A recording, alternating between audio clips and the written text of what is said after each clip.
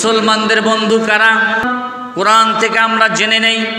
আল্লাহ রাব্বুল আলামিন কোরআনুল কারীমে বলেছেন, ইন্নামা ওয়ালিয়ুকুমুল্লাহু ওয়া রাসূলুহু ওয়াল্লাযীনা আমানুল্লাযীনা ইউকিমুনাস সালাতা ওয়া ইউতুনাজ যাকাতা ওয়া হুম রাকিউন।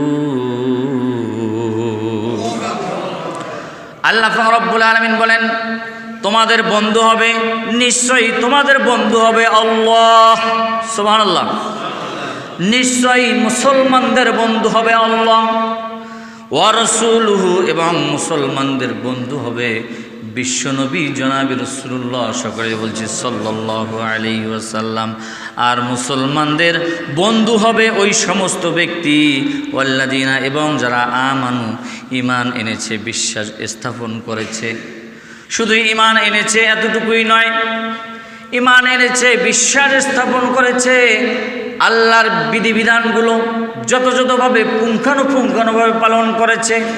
ও মুসলমান, ঈমানের উপর অটল অবিচল থেকেছে।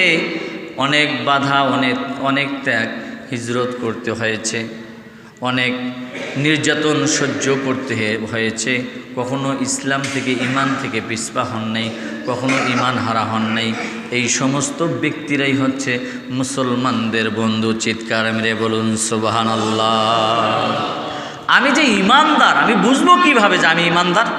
বিশ্বনবী জনাব রাসূলুল্লাহ সাল্লাল্লাহু আলাইহি সাল্লামকে প্রশ্ন করলেন, ইয়া রাসূলুল্লাহ, ইয়া হাবিবাল্লাহ, আমি যে একজন ঈমানদার, আমি বুঝবো কিভাবে যে আমি ঈমানদার?